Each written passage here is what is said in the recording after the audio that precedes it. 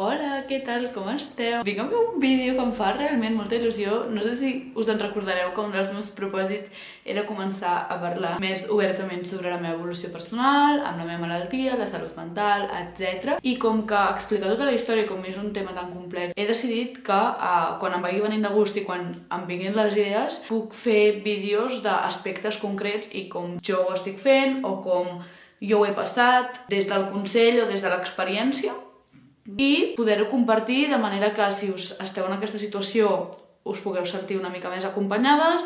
Si us interessa directament aquest tema, doncs puguem passar una bona estona junts, normalitzar al final el que és una cosa que realment li passa a moltíssima gent. Així que ara em vaig a dutxar i després ens podem arreglar i fer una mica de self-care juntes mentre us explico què és de la meva relació amb l'esport, com l'estic recuperant i sobretot com l'estic convertint en una cosa positiva, una cosa sana en la meva vida.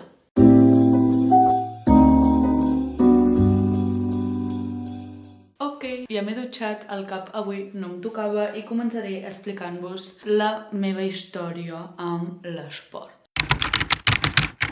Al contrari que la majoria de nens, jo no he sigut mai una nena molt esportista. Jo les classes d'educació física, doncs mira, m'ho passava bé a primària, però feia el que podia.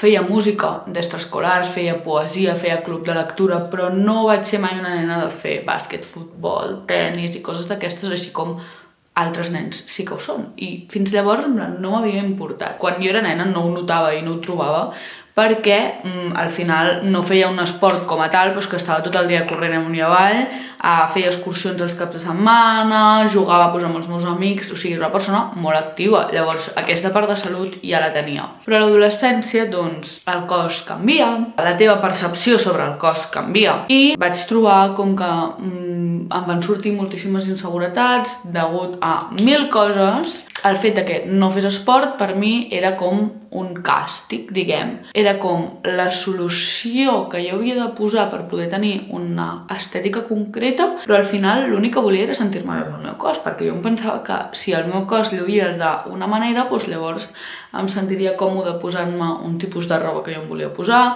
em sentiria còmode amb mi mateixa, i el que volia aconseguir amb això és un sentiment, no un cos concret. I aquest sentiment no s'aconsegueix fent més o menys esport, no s'aconsegueix amb un cos concret, sinó s'aconsegueix treballant altres coses. Llavors diguem que la meva primera relació amb l'esport va ser fer vídeos a casa d'amagades de la Patri Jordan i rutines d'aquestes. Llavors estem parlant que quan jo tenia 14 anys va arribar la quarantena i com molts altres adolescents, doncs això va ser terrible. Llavors va començar tot el tema de la relació amb el menjar, la mala relació amb el menjar. Ja coneixeu com una mica aquest procés i vaig començar a anar al gimnàs. Diguem que per mi l'esport havia sigut un càstig, un patiment, doncs per això, per no ser d'una certa manera que jo considerava que havia de ser, era com la meva penyora, diguem.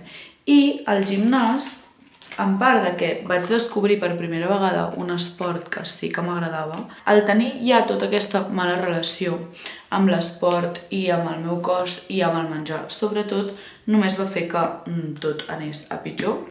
Anava al gimnàs absolutament cada dia, sense excepció. I a més, combinat amb que tenia una anorèxia bastant forta, doncs menjava superpoc. Diguem que això no va afavorir a la meva salut física, perquè recordem que un trastorn de l'alimentació no és una malaltia física, sinó és una malaltia mental. Però clar, tenint aquesta malaltia mental, la meva salut física també va empitjorar. I això em va portar a un ingrés i a una prohibició total de fer esport. D'això estem parlant ja de fa uns 3 o 4 anys enrere. Després de tot allò, va ser un procés bastant llarg i bastant tediós, però vaig sortir d'allà, vaig recuperar un normopès saludable i, la meva relació amb el menjar és un altre tema que potser podríem parlar en un altre vídeo, seria guai, la veritat, i vaig estar més de 2 anys sense fer-ne. Llavors, veient tot aquest recorregut, podem veure com mai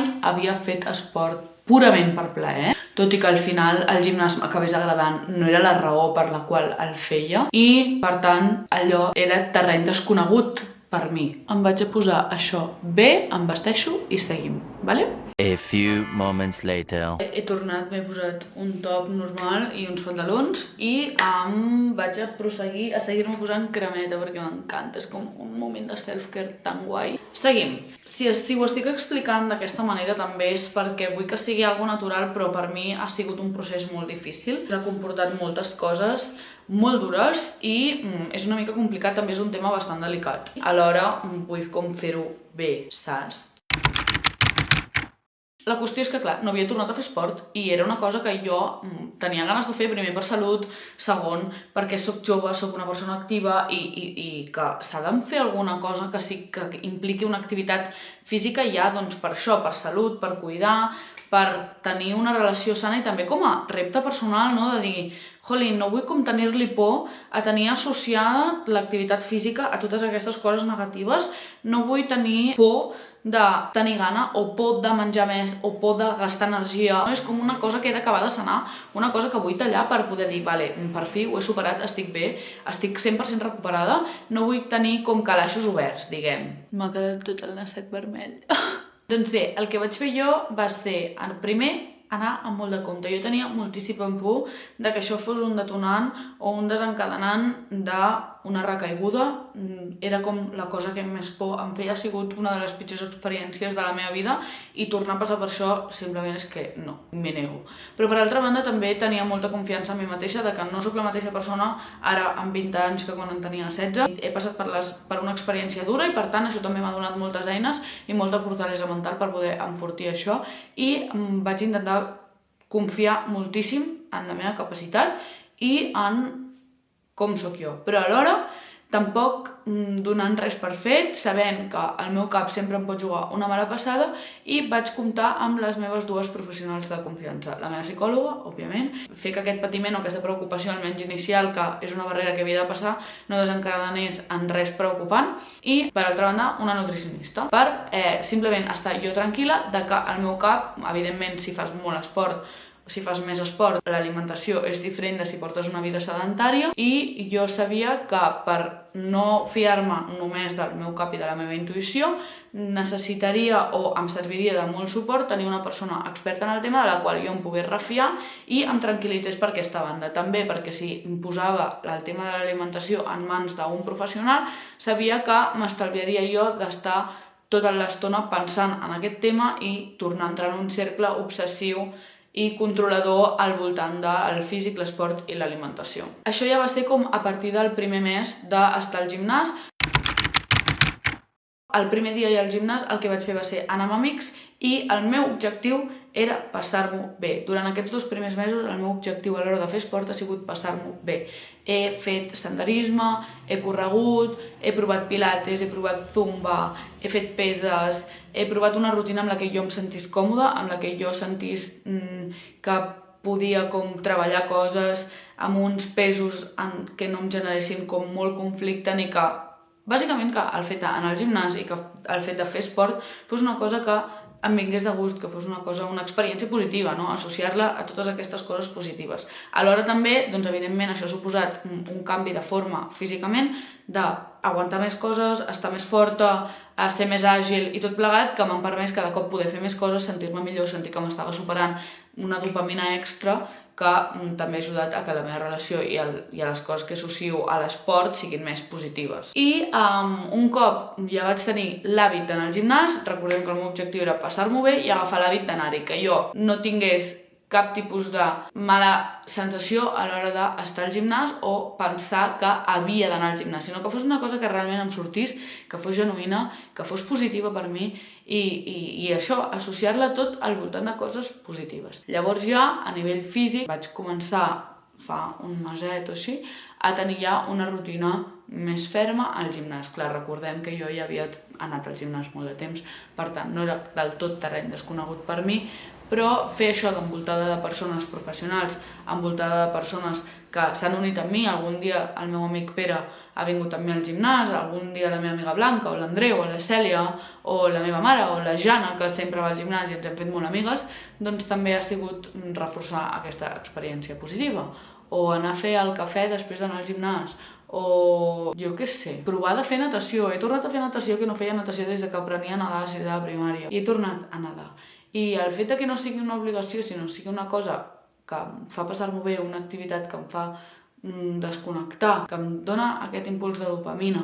El fet que ja portar 3 mesos també m'ha fet veure'm més forta, m'ha fet veure'm més bé físicament, sinó també per una qüestió d'imatge, d'autoestima, aquest cos és el que m'està permetent fer moltíssimes coses. Vaig anar a pilates, vaig anar al gimnàs, vaig anar a caminar i a córrer per la muntanya i després vaig anar a fer una classe de zumba amb les senyores. Una qüestió de molt esport, bueno, sí, va ser un dia que vaig fer molt esport, però la clau està en què hi ha darrere de fer aquest molt esport. Si hi ha una obsessió, si hi ha un objectiu físic, si hi ha un objectiu de salut mental o si hi ha un rerefons positiu, una cosa que realment et fa bé. Perquè per molt que facis molt esport, per molt que tinguis un cos determinat, sigui més, menys, el que sigui, no és saludable si el que passa durant el teu cap quan ho estàs fent i els motius pels quals ho estan fent són saludables. Així que, bueno, jo recomano que per tenir una bona relació amb l'esport heu de començar a tenir una bona relació amb vosaltres mateixos, fer molta autoconsciència i molta anàlisi de per què ho esteu fent, no us autoenganyeu i que tot està bé sempre i quan sigui des d'una perspectiva saludable i amb un equilibri, que això no us impedeixi, per exemple, sortir a sopar un dia amb els vostres amics o cancel·lar un dia de gimnàs per poder anar un dia a la platja a prendre el sol amb la vostra família. Sabeu? Si tot això ho teniu ben equilibrat, llavors podreu començar a gaudir de l'esport. Només la podreu mantenir si aquesta relació que teniu amb l'esport és bona, perquè si no, és que no hi ha res. La salut mental és el més important. Un cos sa no té cap forma concreta, un cos sa no té unes mesures, ni un cos sa és un cos sa en la mesura de la persona que és la que el porta i el per què i com el fa servir de manera equilibrada i de manera positiva.